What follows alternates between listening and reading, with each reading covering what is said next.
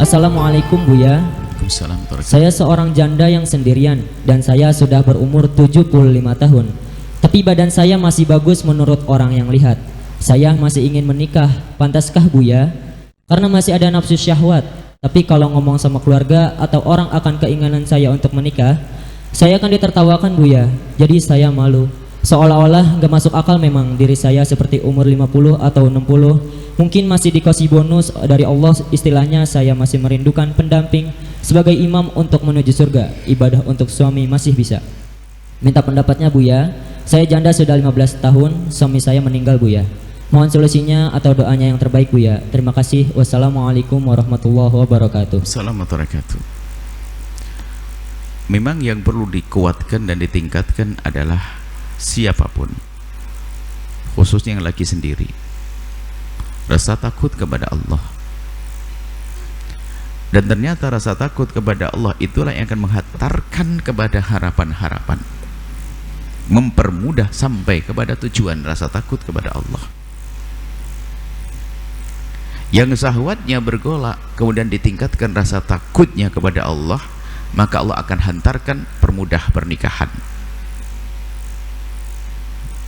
Tapi yang tidak takut kepada Allah, mencicipi yang haram, akan dijauhkan pernikahannya. Karena apa? Dia sudah mencicipi, sehingga mau nikah nanti dulu. Tapi kalau dia takut kepada Allah, tidak, ini syahwatku tinggi dan sering bergolak, kalau aku tetap begini, wah bahaya. Langsung lihat begitu mudahnya dia akan cari solusi dengan secepatnya. Yang diridhoi oleh Allah akan mendekatkan pernikahannya. Tapi kalau sudah mencicipi yang haram, menjauhkan dia. Karena di saat mau menikah, entar dulu dah pun juga terpenuhi, tidak akan sampai-sampai. Tapi semakin tahan, ini termasuk siasat juga, tahan, tidak, aku tidak boleh mendekati yang haram, maka begitu mudahnya setelah itu untuk mencari yang halal. Dan selagi seorang laki-laki, ya tetap laki-laki, umur tidak ada. Wanita tetap wanita, fitrah rindu kepada seorang laki-laki. Laki-laki rindu adanya seorang wanita yang mendampinginya, paling tidak teman diskusi. Dan keindahan dalam kebersamaan bukan selamanya harus hubungan seks. Biar umurnya 75 tahun kan, bisa saja dia merindukan seorang laki-laki. Mungkin terkesan dengan keindahan pasangannya dulu yang telah meninggal dunia, yang biasanya setiap malam ada cerita indah atau apa, bersenda gurau dan seterusnya. Lalu dia rindu suasana sah, kemudian dia mencari yang halal, biarpun umurnya 150 tahun, 2 kali lipat dari umur Anda wahai ibu yang soleha, nggak ada masalah. Bahkan bukan tidak perlu ditertawakan, bahkan jawabannya bagi seorang anak, hei anak, kami ingatkan, jangan pandang ibumu sama nenekmu itu selamanya sebagai ibu dan nenek, tapi harus kau pandang ibu dan nenekmu adalah seorang wanita, manusia normal yang kadang punya hajat yang tidak bisa diwakilkan kepada siapapun. Seorang anak laki-laki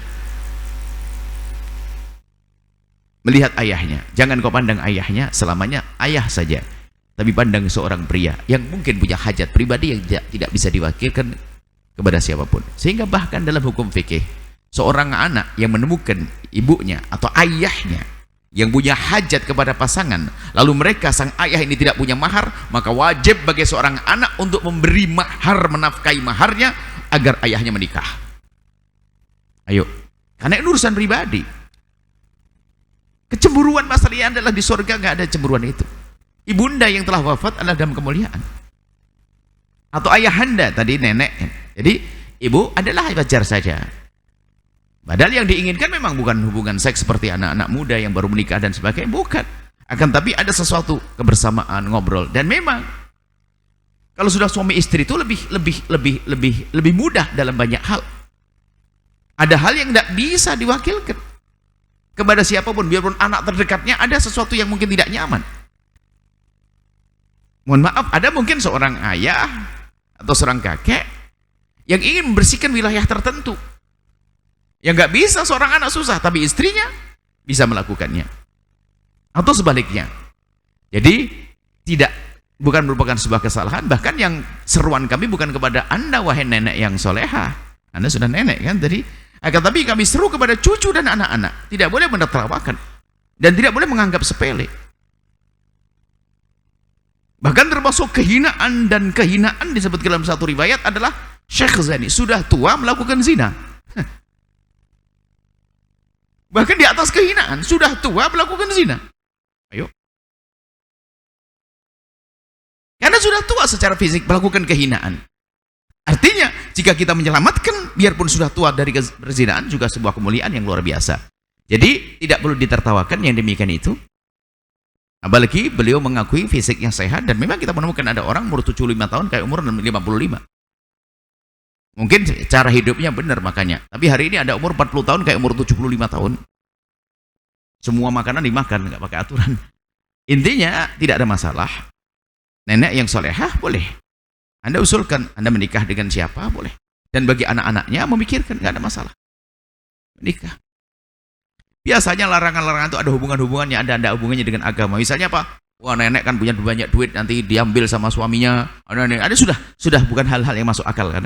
Hanya urusan-urusan tamak kan. Anda melarang semacam itu. Urusan kecemburuan, kakek sudah mulia, wafat dan husnul khotimah, selesai, indah. Seperti itu.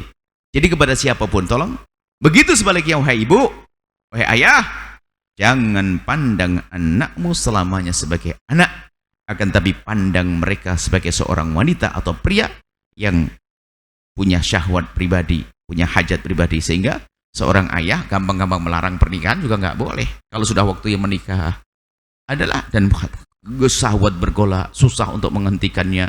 Kalau dibiarkan apa yang dilakukan? Karena itu harus dilampiaskan. Tidak ada halal kemana? Haram. Bapaknya ikut dapat bagian daripada dosanya. Kita perlu berpikir cerdas dalam urusan halal. Buka pintu halal. Kalau pintu halal terbuka, maka pintu haram akan tertutup. Hati-hati. Jika kita mempersulit pintu halal, membuka pintu halal, maka hati-hati. Pintu haram akan terbuka. Wallahu a'lam bishawab. Syukron Buya atas jawabannya. Baik, selanjutnya kami berikan kesempatan kepada jamaah hadirin yang ingin bertanya langsung kepada guru kita tercinta Buya Yahya dengan satu orang satu pertanyaan, diawali salam dan salawat terlebih dahulu. Kami mulai dari jamaah laki-laki, kami persilahkan.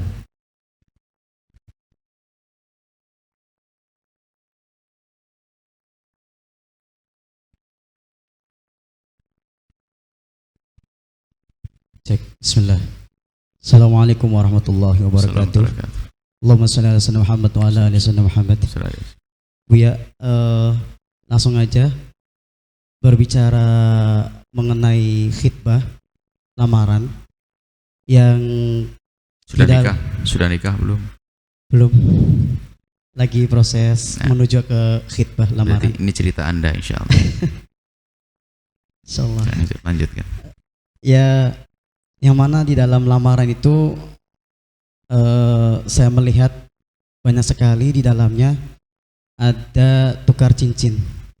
Sebagian pendapat ada yang mengatakan tidak boleh apa istilahnya tukar cincin tersebut. Sebagian yang lain selagi ada maslahat dan tidak menyeleweng dari agama atau syariat maka diperbolehkan.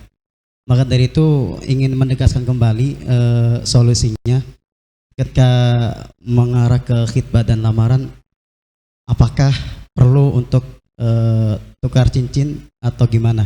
Karena sebagian yang lain mengatakan ada yang bilang itu tasyabuh, dan ya intinya saya ingin mencari jawaban dari Buya bagaimana solusinya agar khitbah atau lamaran itu bisa tetap syar'i, tetap sesuai dengan jalur agama. Terima kasih Buya, syukran. Assalamualaikum warahmatullahi wabarakatuh. Waalaikumsalam warahmatullahi wabarakatuh. Di dalam tunangan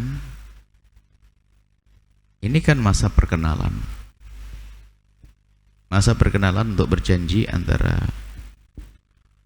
keluarga pria dan putri untuk saling menikahkan anaknya.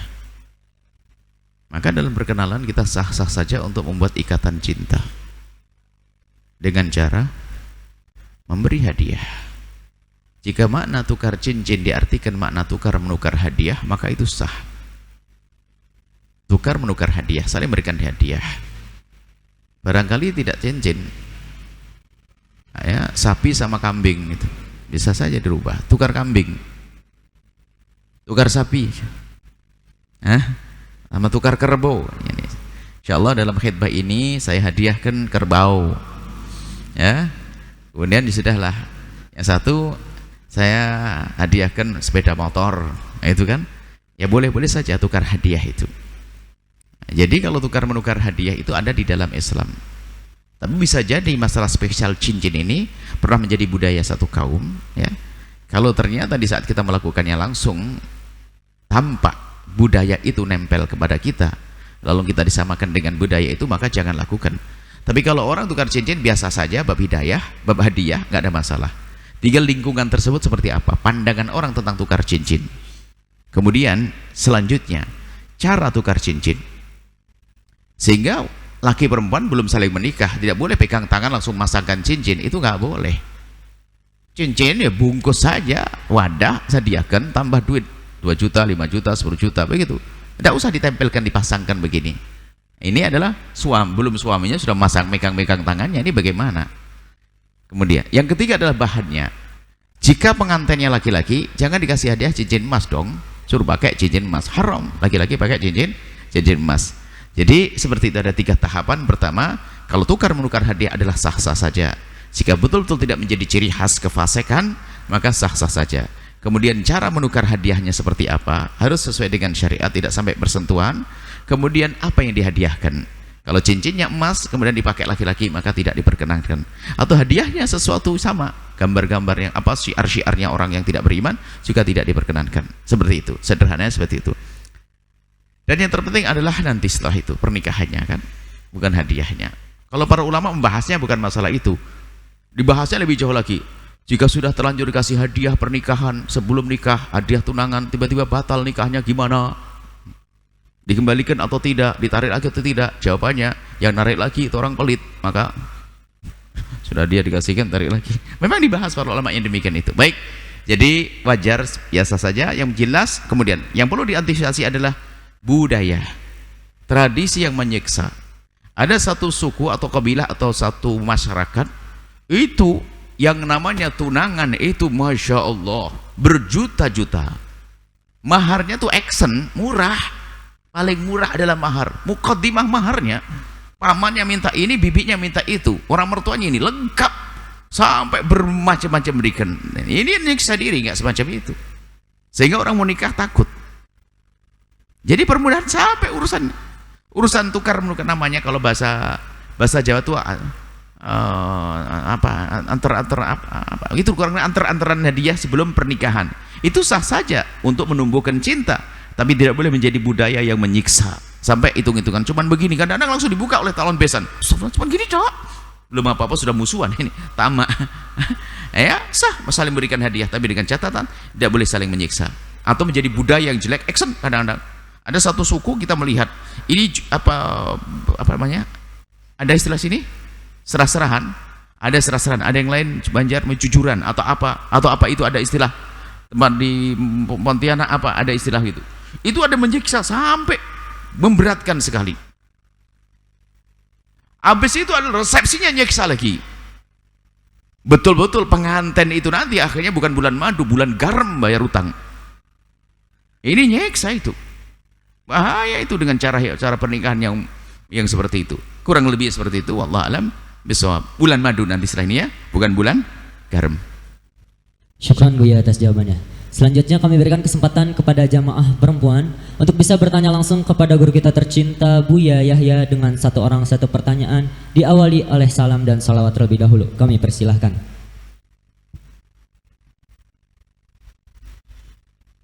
Mike ya. Assalamualaikum warahmatullahi wabarakatuh, Buya. Assalamualaikum warahmatullahi wabarakatuh. Allahumma salli ala sayyidina Muhammad wa ala ali sayyidina Muhammad.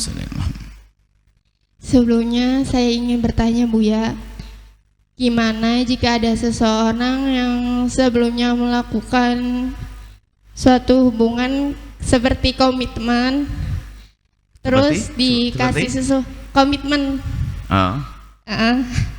terus dikasih sesuatu seperti baju. Sekarang mah orang tersebut udah nggak mempunyai hubungan tersebut karena menyadari bahwa itu suatu kesalahan, dan dia mau menanyakan. Maksudmu pacaran? Ya, bisa, tapi nggak pacaran, tapi komitmen katanya. Bahasa lain. Sekarang pacaran gaya action sekarang. Ada pacaran syar'i. Cukup panggil Abi sama Umi. Anda sudah komitmen pakai bahasa apapun, selagi hubungan sudah menyangkut hati adalah pacaran. Iya. Anda jangan lari daripada baik. Terus? Ya, sekarang mah dia udah menyadari bahwa itu suatu kesalahan dan dia sampai sekarang masih mempertanyakan gimana misalkan ada barang-barang dari si cewek tersebut, apakah lebih baik dikembalikan lagi atau disimpan, atau misalkan masih dipakai, apa itu menjadi dosa bagi yang memakainya atau gimana, Bu ya? Baik, jika ada laki Terima kasih, Bu ya. Baik, jika ada laki dan perempuan yang melakukan satu ikatan yang belum resmi halal, bahasa sederhananya pacaran, saling mencintai, kemudian saling tukar menukar hadiah dan seterusnya, sehingga terjadi sesuatu yang tidak diinginkan, naudzubillah, kehinaan atau sampai mukaddimah zina dan sebagainya. Kemudian terjadilah penyesalan. Setelah itu bagaimana? Caranya adalah bakar dan hanguskan semuanya itu supaya tidak membawa kepada kenangan yang menjerumuskan. Tidak ada kata lain selain itu. Sederhana. Karena apa? Tajam sekali. Nostalgia itu mengembalikan orang dalam kehinaan. Bahkan kalau masih menyimpan sapu tangan yang pernah diberikan, belum tobat dia. Bohong tobatnya. Nyimpan nomor teleponnya pun juga bohong dia. Jadi memang namanya tobat harus maksimal dong. Dia telah merusak. Katanya komitmen, bahasanya ini sudah melakukan mengajak kepada kehinaan. Apalagi tentang hadiah, nggak ada. Ini merusak hati saya. Semua yang menjadikan sebab saya ingat kembali kepada kehinaan harus dihapus. Semuanya hapus, tanda ketulusan. Sederhana. Menjalani hidup baru lagi, insya Allah ketemu dengan orang yang lebih baik. Katanya setelah Allah tobat, nomor telepon disimpan, sapu tangannya sering dilihat setiap menjelang tidur. Gila dia, bodoh dia. Sudah tahu laki-laki tidak benar yang menghinakannya, kenapa masih disimpan? Perempuan yang menjadikan dia rusak, kenapa? Selesai. Tidak harus berurusan lagi setelah itu. Kenapa? Dia insya Allah ketemu laki-laki yang baik, kali ini ketemu perempuan yang baik, selesai. Karena permasalahan apa? Pernah memasukkan dalam sesuatu yang tidak baik, misalnya ada kehinaan misalnya. Nah, ini harus ketegasan dengan diri kita sendiri. Sebab hawa nafsu itu bermain-main, di balik kata tobat, derai air mata. Itu bisa saja. Boleh, padahal menangis hari ini. Semestinya setelah dia menangis hari ini karena sebuah penyesalan, dia langsung menuju pada Allah. Cuman gara-gara sapu tangannya tertinggal, balik lagi kok dia. Nomor handphone yang masih disimpan, balik lagi. Kenapa? Setan juga menyimpan nomor handphone itu. Akan dibisikkan di telinganya. Setan ada di balik sapu tangan yang disimpannya. Bahkan itu sapu tangan yang kau pakai waktu itu kan? Bahkan sampai sedalam-dalamnya. Dan seterusnya. Jadi menghapus sesuatu yang menjadikan kita kembali kepada sesuatu yang tidak baik adalah menjadi sebuah kewajiban untuk bertobat. Sebab tobat itu tandanya apa? An-nadamatu, menyesal, yang maknanya luas sekali. Bahkan mungkin melihat sapu tangan begitu. Kalau kemarin senyum, pasti bohong dia. Karena apa? Dari inilah aku menjadi hina. Terserah bahasanya, bahasa komitmen dan sebagainya. Nah, itu adalah istilah baru hari ini. Karena sudah dengar di majelis kalau pacaran haram, ini bukan pacaran, komitmen ini misalnya. Itu bahasa baru. Nah, ini ada sih diolah-olah. Tetap saja kalau sudah urusan ke hati, bertemu berdebar-debar, dering teleponnya menjadikan sholatnya semakin cepat, membantu orang tua yang semakin lemah, dan ini macam-macam. Itu akan, ya itu yang dimaksud, yang membahayakan. Semoga Allah menjaga hati adik-adikku semuanya, anak-anakku semuanya, hati yang aman, tentram, dijauhkan dari muqaddimah zina, dijauhkan dari sebab-sebab kehinaan, dijauhkan dari zina. Insyaallah selamat dunia akhirat. Wallahu a'lam bishawab. Sahabat Al-Bahjah TV, setelah menyaksikan video ini, jangan lupa bersolawat kepada baginda Nabi Muhammad. Shollu ala Nabi Muhammad. Allahumma sholli alaihi wa ala alihi wa sahbihi.